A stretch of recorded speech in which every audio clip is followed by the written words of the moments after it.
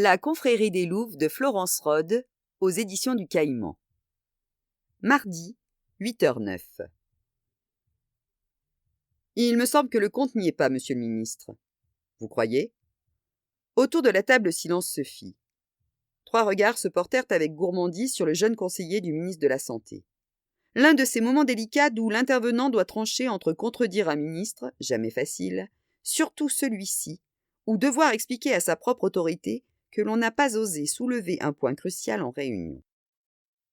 Christian Meissonnier, le ministre du Budget, se renversa dans son siège de cuir, les yeux mi-clos, les mains posées à plat sur la table de réunion en bois roux. Les sièges et la table étaient les seules touches de modernité de ce bureau monumental. Lorsque le ministère avait déménagé du Louvre à Bercy à la fin des années 90, son locataire avait voulu emporter le mobilier Napoléon Ier. Les fauteuils Empire, l'horloge rococo et la tapisserie murale formaient un ensemble insolite dans ces locaux de bois et de verre en surplomb de la Seine. Le ministre lissa de la main la toison argentée qui faisait sa fierté. Même les quadragénaires mâles du gouvernement affichaient pour la plupart de rutilantes boules de billard. Le round de négociation avec les différents ministères qui précédaient l'envoi, au printemps, des lettres de cadrage n'était jamais une sinécure. À croire que le prestige d'un ministre se mesurait à l'aune de son budget. Mais cette fois, il était question de tailler à la tronçonneuse dans les dépenses de santé. Les discussions avec ses représentants avaient démarré inhabituellement tôt dans l'année. Et au premier rang de ses interlocuteurs figurait Ulysse Baron. Il n'appréciait pas le jeune énarque assis de l'autre côté de la table et ne s'en cachait pas. Lui-même aurait été mal avisé de reprocher à quiconque un excès d'ambition. Mais l'ambition, lui semblait-il, devait se parer d'un peu de vernis, tout comme une femme est moins excitante nue qu'en sous-vêtements. Changer d'avis sur les grands thèmes de société en fonction de la direction du vent, comme le faisait Baron, lui semblait vulgaire. Peut-être n'était-ce qu'une question de génération après tout.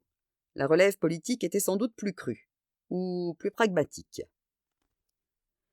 Meissonnier savait qu'il devait se contenir.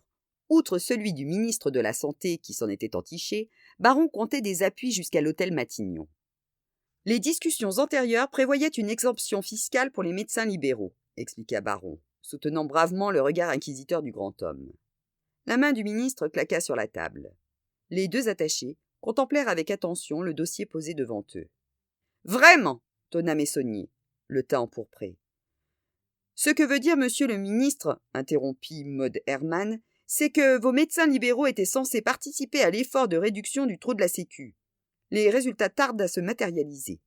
Par ailleurs, l'opinion publique ne verrait pas d'un œil très favorable une exemption accordée à une profession considérée à tort ou à raison comme privilégiée. » C'était la directrice de cabinet du ministre, son éminence grise, qui s'était exprimée ainsi.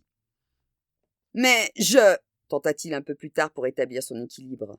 « Vous n'êtes pas en mesure de prendre position sur la question. Nous le comprenons très bien. » Derrière la sympathie sourdait la condescendance. « Le mieux est peut-être que vous retourniez consulter le ministre de la Santé, poursuivit-elle. On peut organiser une nouvelle réunion d'ici la fin de la semaine.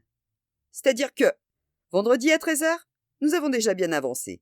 Ça ne devrait plus être très long. » Jeu 7 et match. Maud se leva sans plus accorder un regard à Ulysse Baron. Une assistante vint glisser un mot à l'oreille du ministre qui acquiesça. Ainsi remercié, le jeune conseiller hésita, puis attrapa sa serviette. Les 2 attachés prirent également congé. Maud s'apprêtait à son tour à quitter la pièce quand Meissonnier lui fit signe de rester. « Merci, Hermann. Vous savez mieux que moi renvoyer à la niche ce genre de roquet, sans même élever le ton. C'en est presque divertissant de vous voir faire. Merci, monsieur. Je souhaitais vous parler d'autre chose. Je vous écoute. J'ai eu ce matin très tôt un coup de fil de Tralinsky, à votre sujet. Vous voyez pourquoi? Je peux imaginer. Vadek Tralinsky, le trublion du parti et actuel locataire de la place Beauvau, avait dû s'en donner à cœur joie. Elle l'entendait d'ici dérouler son inquiétude d'un éventuel scandale. Elle aurait parié cher qu'il tenait le téléphone d'une main et se masturbait de l'autre, tant la situation devait le réjouir. Le mari d'une amie d'enfance a été assassiné hier soir, tandis que je dînais avec elle et 2 autres camarades. Nous sommes toutes convoquées à la PJ aujourd'hui pour certifier que cette amie ne nous a pas quittés de la soirée. Fin de l'histoire. Rien dont je dois m'inquiéter, donc. Rien, en effet. Autre chose, monsieur le ministre? Non, ça ira. Sa voix rauque la rattrapa alors qu'elle posait la main sur la poignée de la porte. Herman, faites très attention à ce que vous direz au 36. C'est plus qu'un entretien de routine. Que voulez-vous dire? Ces messieurs ont des raisons de penser que vous, ou l'une de vos amies aurait pu perpétrer ce meurtre. Je n'en sais pas plus. Elle se retourna. Trop tard, il était déjà au téléphone. Une fois revenue dans son propre bureau, moderne et exigu, Maud adossa à la verrière sa silhouette compacte. Qu'est-ce que la PJ pouvait avoir sous la main? Hier soir, les policiers avaient présenté cette invitation comme une formalité. Peut-être l'enquête avait-elle progressé pendant la nuit. Elle tenta de se rassurer. Un homme tel qu'Édouard ne devait pas manquer d'ennemis. Elle n'était sans doute pas la seule à avoir souhaité sa mort. Elle vérifia l'heure sur son écran d'ordinateur. Elle était convoquée à 17h, juste après Clémence. Elle imaginait sans mal son amie ruée dans les brancards au risque d'écoper d'une condamnation pour outrage à une personne dépositaire de l'autorité publique. Elle serait même capable de lancer sur les réseaux sociaux un groupe de victimes de violences policières. Clara, de son côté, allait distribuer ses sourires charmeurs, comme un élu des faveurs électorales une veille de scrutin. Maud se souvint du jour où elles avaient été convoquées à tour de rôle chez le proviseur. Ce jour-là, elle s'en était sortie avec une simple sonde morale. Elle envisagea de remonter au 5e étage pour interroger Messonnier. Elle se souvint qu'il lui avait dit de ne pas en savoir plus. Même si c'était faux, aucune chance qu'il lui donne davantage de précision. Elle risquait seulement d'éveiller ses soupçons. Il l'appréciait, mais n'était pas homme à se mouiller pour du menu fretin. C'était de bonne guerre. La presse était à l'affût du moindre scandale, susceptible d'affaiblir ce gouvernement impopulaire. La nécessité de jongler sans cesse entre les diktats de Bruxelles et l'opinion publique pour la préparation du budget chargeait ses épaules d'une pression colossale. Il n'hésiterait pas à la sacrifier, comme on se défausse au tarot d'une carte inutile. Une chose était sûre, si la police inquiétait Maud en quoi que ce soit, il ne manquerait pas de jeunes ambitieux à la denture acérée pour lui conseiller ce sacrifice. Joubert en tête de liste, qu'elle avait recruté 2 ans plus tôt. Joubert qui avait vite oublié combien elle avait dû batailler pour l'imposer, lui qui n'était pas issu du sérail. Aucun passage par Polytechnique, Centrale ou Sciences Po ne paraît son CV. Elle savait qu'il tentait de la court-circuiter auprès de Messonnier, par le biais de relations communes ou sur un green de golf, et qu'amusé, le ministre laissait faire. Elle disposait de 2 heures à peine pour préparer la réunion suivante. Elle attrapa son bloc et lissa la page vierge, incapable de se concentrer. Les associations d'idées ont leur logique. Ce n'était pas la première fois qu'elle séchait devant le vélin quadrillé d'un bloc-notes. Assise derrière son bureau de pain face à une feuille blanche, elle a tout juste 15 ans. Conscients de ses aptitudes, ses parents ont investi leurs économies dans une chambre de bonne rue Gay-Lussac. Titulaires d'une adresse dans le quartier du Luxembourg, ils ont inscrit Maud au prestigieux lycée Henri IV, tremplin pour de brillantes études supérieures. Maud a dû se séparer de ses amis. Le sort sait se montrer ironique.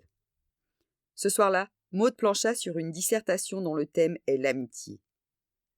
L'éloignement de Clémence, Clara et Denise devrait être source d'inspiration.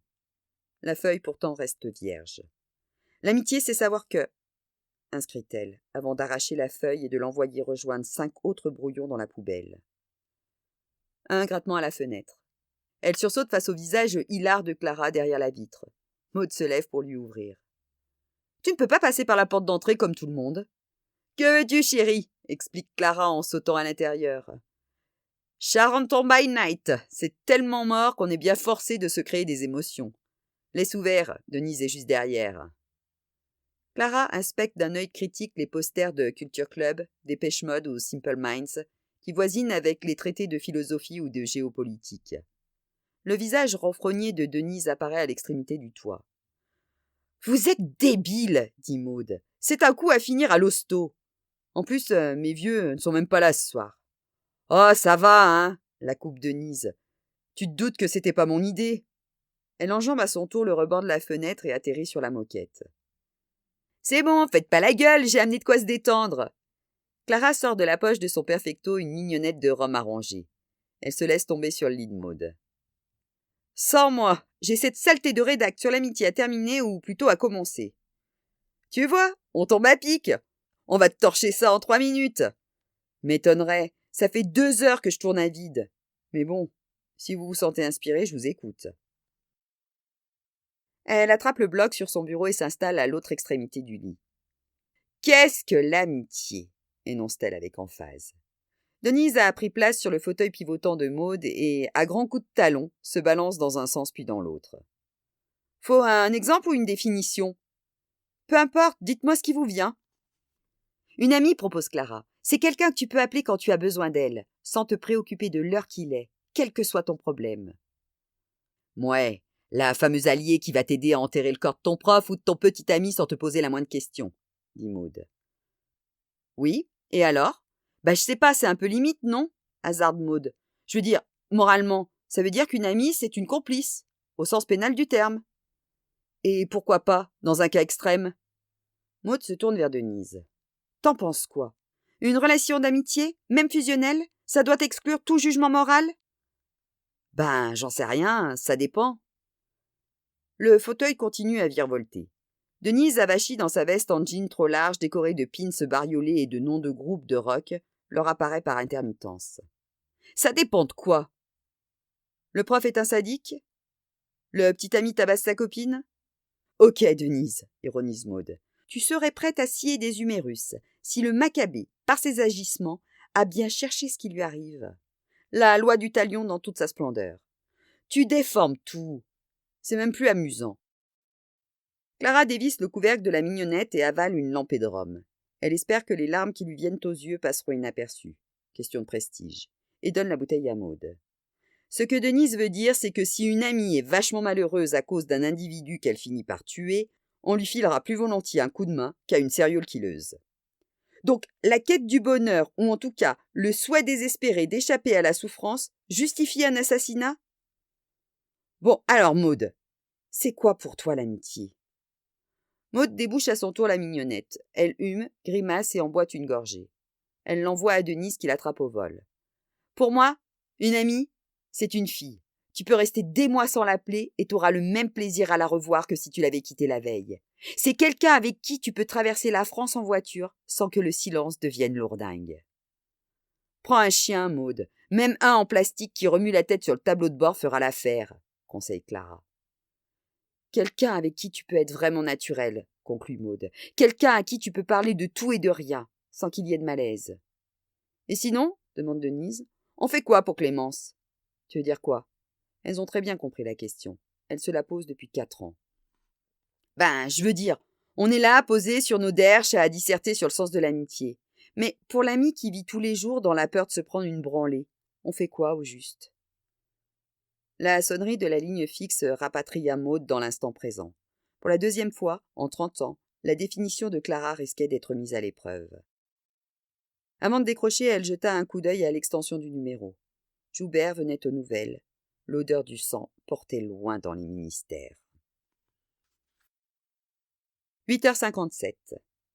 Denise Schaeffer n'avait pas fermé l'œil. Elle s'était demandé toute la nuit à quoi ressemblerait sa vie sans Édouard. Un désert affectif permanent, un isolement infini. Elle ne parvenait qu'à aligner les clichés. La réalité concrète de sa mort lui échappait. Elle n'en percevait que la menace. C'était pire.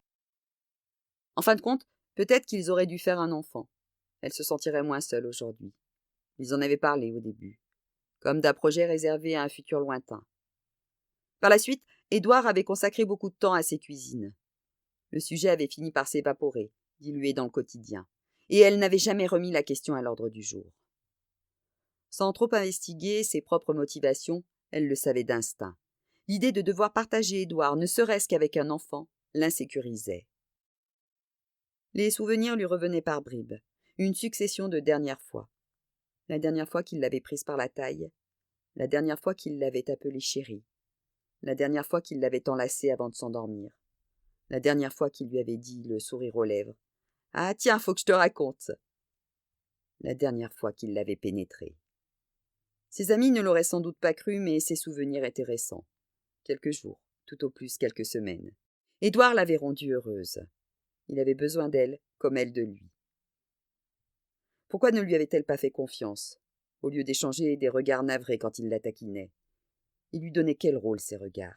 Celui d'une femme battue. Vers 6 heures du matin, elle avait consulté l'affichage digital vert du radio-réveil, presque 4 heures avant d'aller déposer à la PJ. Elle s'était levée, habillée, et avait attrapé les clés de la BMW. Une fois porte d'Asnières, elle avait enchaîné les tours de périphérique, sans trop savoir pourquoi elle s'était insérée dans le trafic. Elle ne se sentait ni en danger, ni dangereuse. Les larmes lui laissaient un répit. Rien ne pouvait atténuer sa détresse. Mais se concentrer sur les gestes mécaniques de la conduite, entourée de ces milliers d'inconnus, lui procurait un semblant de dérivatif.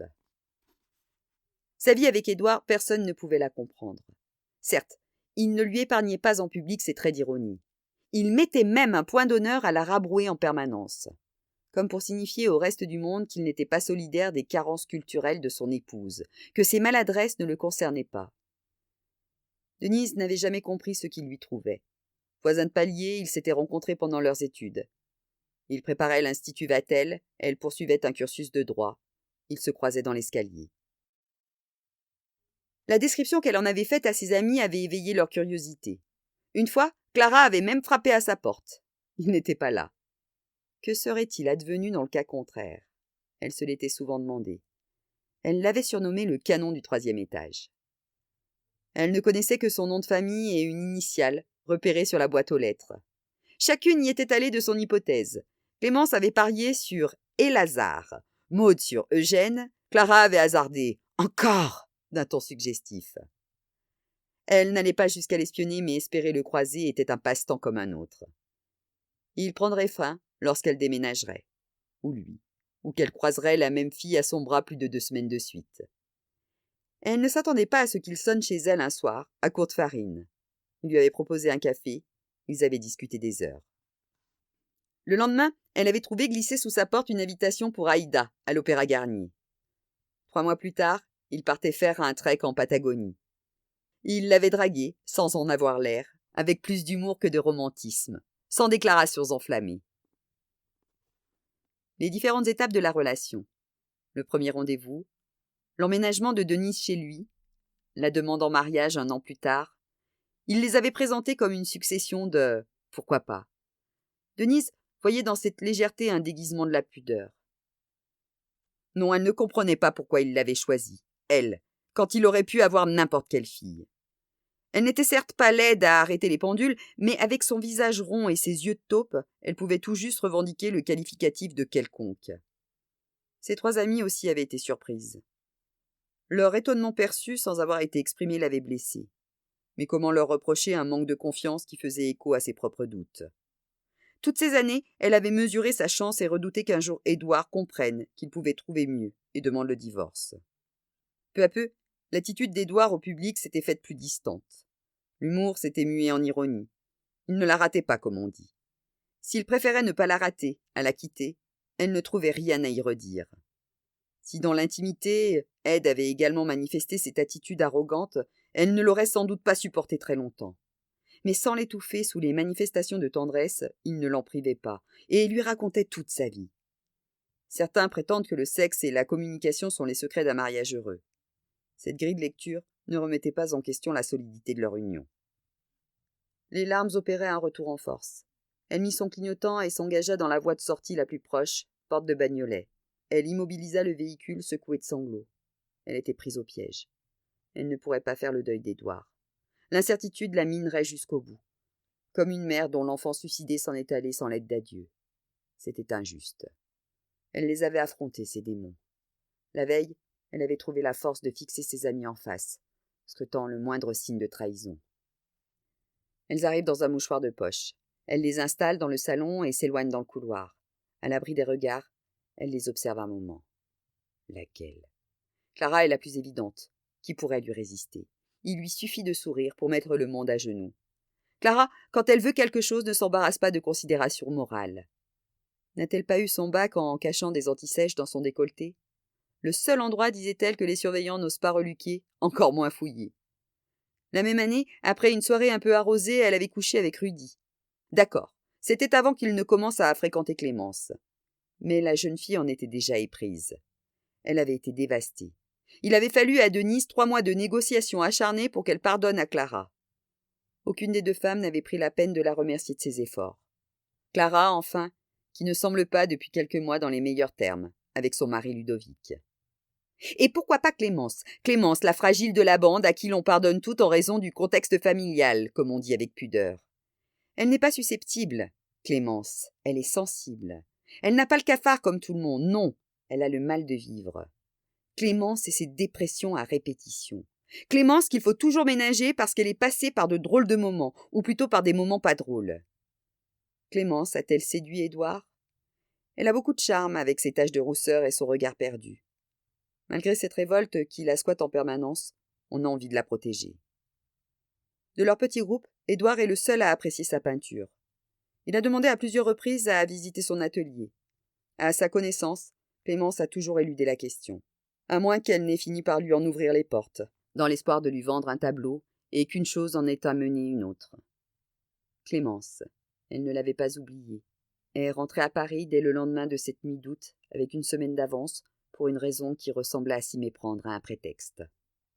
Ou bien Maud la cérébrale, inaccessible à la panique, à la passion, à la détresse, pas la plus attirante ni la plus susceptible de céder à une pulsion.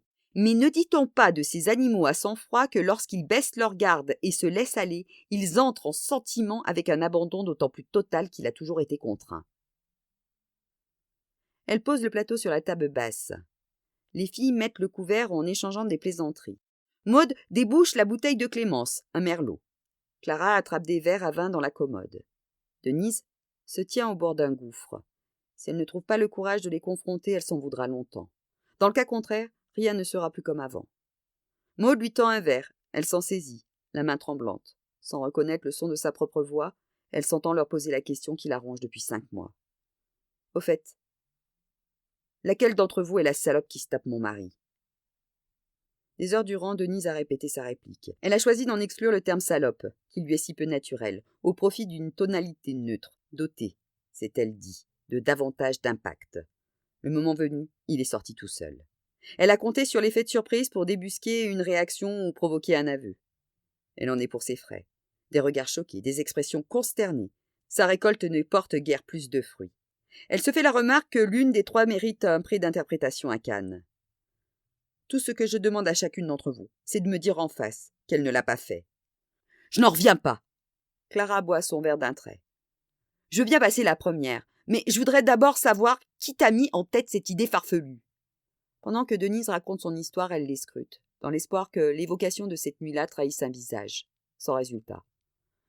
Bon, ce qui est dit, annonce Clara. Elle marche sur Denise et lui enserre les épaules de ses mains. Tu ne vas jamais me croire, mais il y a des femmes qui ne sont pas prêtes à succomber au charme de ton mari. Pas beaucoup sans doute, mais il se trouve que j'en fais partie. Je n'ai jamais couché avec Édouard. Merci Clara. Non coupable, annonce Clémence, avachie sur le canapé. Bordel, plutôt m'enrôler dans la Légion étrangère. Par amitié pour moi ou parce qu'il te répugne? Denise a posé la question d'un ton léger qui reflète mal son état de tension. Les deux, mon général, répond Clémence avant de s'octroyer une gorgée de merlot. Je te trouve dur, proteste Denise. Tu sais qu'il me parlait encore hier de t'acheter une toile. Il est l'un des rares à comprendre ton œuvre. Ça, ricane Clémence, c'est ce qu'il croit. Bon, intervient Maud. Tu es satisfaite. Clémence a juré. Tu n'aurais pas une Bible? Ironise Clémence, juste histoire de crédibiliser le démenti. Et toi, Maud? Je voudrais d'abord te faire observer que si l'une de nous est assez immorale pour s'envoyer le mari de sa meilleure amie, ça ne doit pas beaucoup la gêner de dire non, en pensant « et comment ?» Alors, je vais répondre à ta question. Non, je n'ai jamais eu de relation sexuelle avec Édouard. Mais à mon avis, la valeur de cette réponse ne doit pas peser très lourd si tu es capable de poser la question. Mais alors, qui c'était? Balbutie Denise. Ses amis passent l'heure suivante à échafauder toutes sortes de théories. Et elle penche pour un rendez-vous nocturne avec une femme venue de l'extérieur. Denise n'y croit pas. Pas la nuit où un orage diluvien s'est abattu sur la région. Édouard l'avait trompée avec l'une de ses meilleures copines. Il ne s'était pas contenté de lui être infidèle. Il avait choisi pour cela l'une des 3 femmes, qu'elle considérait comme des sœurs. C'était impardonnable.